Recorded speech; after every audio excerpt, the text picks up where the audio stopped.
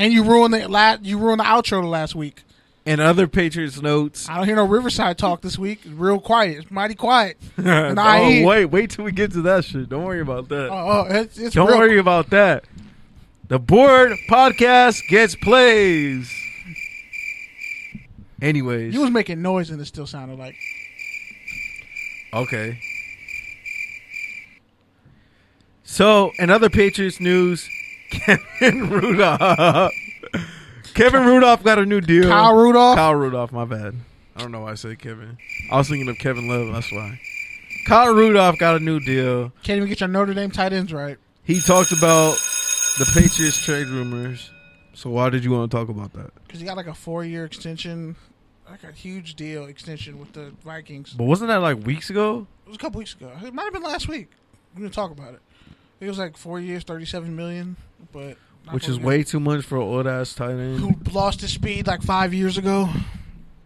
But whatever, he's the best tight end they got. They got Irv Smith coming in, so they're probably just trying to keep him and transition out. But a lot of people thought he was going to get traded to New England because Michael Roberts, who was the former Lions tight end, failed his physical and got cut by the Patriots. So they're just still down to like virtual nobodies at tight end. And what I forgot to ask T was what he thought was going to happen to Darren Waller, the converted wide receiver out of Georgia Tech, who I think ran like a 4.38 or 4.48 or whatever, but now is a tight end.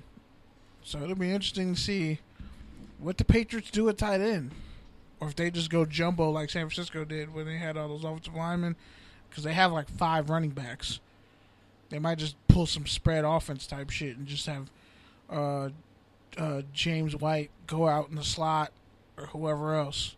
But yeah, that's why I want to talk about the Kyle Rudolph situation, because a lot of people thought he was going to get traded. He didn't think he was going to get traded. All right. And finally, the pass interference rule was officially finalized. So pretty much the final rule is essentially pass interference calls and pass interference no calls can both be challenged. That was pretty much it. What's the impact? The final rule. What's the impact of that? The impact is pretty much it's probably the impact is it's a test, so it's only going to be for this year. Now you being so it's a transcendent rule. No, exactly. It's not transcendent because it's only this year, so that's not necessarily going to change anything unless they elect to keep the rule, which basically is just a test period. But with timeouts and challenges, coach challenges, losing challenges, do you think the Saints are going to get hosed again? It's going to be a different management, yes. People are always going to get hosed. That's just the Saints nature, in particular. That's the nature of officiating. Yeah, because they just got hosed by the Lakers by trading their second best player in franchise history for the Lakers training table. Who was the best player in Pelicans history, a.k.a. they used to be the Hornets? Chris Paul. You don't think Davis is better than Chris Paul? Chris Paul should have won 2 MVPs and actually had led them to a 1 seed. Chris Paul had much more help. Chris Paul had That's much more help. That's kind of true. Those Chris Paul but teams not were really better than Anthony Davis teams. Yeah, they for sure were. He didn't get help until they for sure were. I think Boogie Cousins might go to the Lakers because that's another thing. None of these trades are finalized. Again, bro, I'm done with your basketball takes. I think Boogie Cousins will sneak his way onto the Lakers. They're not going to have the money for that, but okay. He'll take a pay cut. No, he won't. He already did that. He didn't play all that good this year. I'm not giving him more than $40 million. That's more than the Lakers. The Lakers can't give him $40 million. I wouldn't give him 30. The Lakers can't give him more than a minimum salary. Again, bro, I'm not paying you for your basketball takes. Your basketball takes are trash. You're not paying me, period. Yeah, exactly. I'm paying you with my time.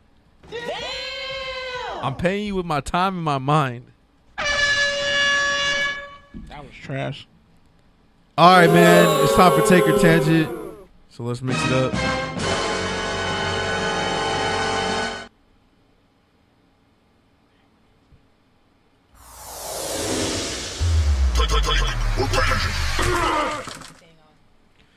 First up, man. Von Miller said he wants to break Bruce Smith's sack record.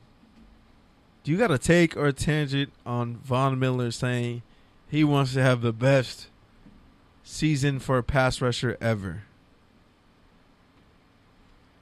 at 98 sacks and at his age with Bradley Chubb there and a revamped defense with Nick Fangio there and Joe Flacco at QB. And the AFC West has some of the best right tackles in football. Mr. Schwartz got an extension. Trent Brown, whoever the hell's playing right tackle for the Chargers. It's possible he can get close, but the closest person to Bruce Smith's 200 career sacks, I mean, if you don't count, the Deacon himself, Mr. Headslap. I don't need to say his name. I think you know his name. If you don't count, Deacon Jones, and you just look at Julius Peppers, who has like 159 and a half career sacks and over 15 years, he's the closest one. Clay Matthews has what, like 80 or so? Or 79 or whatever? My tangent on it is this, man. He ain't gonna... RP Pat Bowlen, he died this past week. But I think, honestly, how many more years does Von have of being the best pass rusher? That's my first question. Second of all, with your ownership dying, as I talked about earlier at the top, with the Raiders, with the Knicks, with the Lakers, with when you're visionary, when you're a head figure, when that person passes on, it really is a trickle down effect because people have to find new roles and it becomes a power struggle and all that stuff. So with as consistent as Denver has really been able to be over the past really 40 years, I don't know if they can maintain that, and I don't know if Von Miller can maintain that if the rest of the team around him is not able to maintain that, because over these past 2 years, we've basically seen them purge themselves of those Super Bowl teams from 5 years ago, 4 years ago. Here's the thing with that, and they talked about it with Pat Bowlen dying. He had prepped this years in advance. He had already set up a council to where, like, the most worthy of his children would take over the team, and right now it's looking like his daughter's going to be the one to do it. So they had a plan. He had a plan in advance. As soon as he found out, I think was it dementia or I forget what his brain ailment was, but as soon as he found out that was happening, he had put a plan in place. Excuse me. He put a plan in place years ago for this to happen. So his daughter's going to be the one taking over the team. Unlike in other cases where people didn't necessarily plan, Bowlen was a visionary and he planned. He's the one who got them to put football on, TV on Fox. Football on Fox. So he was a pretty forward-thinking guy. All right. This last one is for me, and then the rest are yours. The Cardinals, former first-round pick. Bro, stop eating chips. You already got indigestion on the air, bro. What are you doing? You've been making noise. You've been making noise, chewing, ruffling the bag this whole episode. Bro, I can hear you in my headphones. Barely. Sir, did you hear me until he said something? Again, we're gonna wait till after the podcast to discuss this. Add that to the list, sir, of things we're discussing after the podcast. Does that guess I'm in trouble? We'll add to the list. Yeah, bro, we're adding that to the list. Anyways. Oh, my roommates are tuning in. Shout out to your roommates. Joe and Antoine. Well, Antoine's visiting, but Joe and Antoine from Pittsburgh. Shout out. Shout out. Thanks for listening. Thanks for sharing Cerv with us on Thursdays. Yeah. But yeah, Robert Nkemdiche, Cardinals first round pick in 2016. Was supposed to be a top talent, fell to the 20s. Suffered an ACL injury last year before what should have been a breakout season. Specimen athlete, also known as the dude who smoked some spice and jumped out a fucking dorm window and almost broke his legs. Part of the Ole Miss NFL lineage who never did anything in college. Ever. He got in trouble. Except our left tackle. He's pretty good. He got in trouble in April for essentially going 75 and a 45. Woo! Damn. Having some drinks and also having some white powder substance on his credit card. Coca. Oh, okay. White girl, booger sugar. So do you got a take or a tangent on Nkemdiche getting in Space trouble? dust. Which, for the record, this is his first time getting in trouble in the pros. Arizona ruins all promising young defensive linemen's careers because they don't know what they want to run with their scheme. Instead of doing what the guys are actually good at doing. And 3 coaches in 3 years certainly doesn't help. Exactly. Him and Hassan Riddick are just wasted, and the Raiders should definitely trade for Hassan Riddick. Yeah, man, I think it's tough to really cut somebody Dale Buchanan, too. After they've been hurt for 2 out of the 3 years, but at the same time, it's also like, okay, what are we waiting for? And yeah, he hasn't gotten in trouble in Arizona, but you can't write off all the other red flags. That said, man, I've always been a real advocate of him. He was my draft crush back then, just the way he plays. I'm a sucker for 3 techniques who are athletic. Guess that's my typecast. Whatever, sue me. Who have no pass rush ability? No, he has pass rush ability. He just lacks kind of an anchor. Consistent motor? Consistent motor, yeah, for sure. So, okay. But, yeah, we'll see. I don't know if they should cut him. I don't think they should cut him because really Arizona is not the most talented team. So. They drafted other guys on defense, though. Yeah, you have Chandler Jones. Bruh, you just said that. Chandler Jones is like one of the top.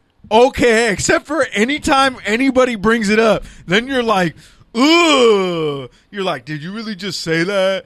And you're like, you be shitting on Chandler Jones consistently. No, I don't. Yes, you do. I don't shit on any of the Bones brothers except Arthur Jones, but I think he's been out of the league. But I don't shit on Chandler Jones. You've shitted on Chandler Jones. I shit on the fact that I think he's a better 3-4 outside linebacker pass rusher. You've shitted on Chandler than Jones. A 4-3 I'm gonna go defensive through. end. I'm gonna mine all 128 episodes and find the 3 instances where you've slandered Chandler. Tell Jones. me what the impact is, and tell me if he was transcendent in his role. He definitely wasn't. Sorry. Was your impact transcendent? Was your impact actually, transcendent? He Just was so transcendent because he paid ways for sorry ass. Was Trey he transcendent Flowers. adjacent? Yeah, because he paid ways he for sorry ass Trey Flowers. Look, you guys are trading roles now. For once, you're being petty, and you're just trolling now at this point. All right, man. So the next ones are yours. This is normally me. I just have to play the other role. The next 3 are yours. Pete's not adjacent. Next 3 are yours. Fam, I don't have it in front of me. You wrote them down. Now I gotta get my phone. Right. Yeah, like I can see that. I really can't see This that. is why you can't be I'm A-Mic blind, right bro. here, bro. Okay, wait. How you moderate and not have a rundown in front of you? Because I was too busy monitoring everything else, and You're I don't too have my busy glasses. drinking and eating your chips. First off, I was drinking my beer like you were early in the show. Yeah, but you see how I could still drink and follow the show? No, you finished your beer. Exactly. And you were eating chips. But get off my head. But all right. Speaking of which, nice hairline. It's really not. I know, that was the point of me saying it. I know you're not talking about your shit. I just haven't got my shit cut. But You got a chocolate chip missing from your hairline. was that even funny? Hold on. Wow. All right, we're moving to touchdown or turnover because you got to get your shit together. The Illini one. So Illinois has gotten like 5 transfers this offseason. And I kind of touched on this in my anchor rant when like some dude was following me to the train station, and I'm pretty sure I thought I was gonna have to snuff him. And I gotta apologize for the whole peanut butter thing, but I'll do that later. What peanut butter thing? I have to apologize for my offensive peanut butter tweet, but that's later. That's later. And look who's eating fucking chips, and I can hear the bag. Chips. These are crumbs. These aren't even chips. All you left was crumbs. Shut your ass up. Show her the bag. Show her the bag. Oh, them just There's whole ass chips in there. No, them there's just not. toppings. There's few and far between. You put those on the You put those on your on your tacos. yeah, or on your whatever. tacos or whatever. Get some crunch. See, how you almost eat your hand? He put his hand all the way in his mouth and then dropped the chips in. Who am fucking I? Velociraptor.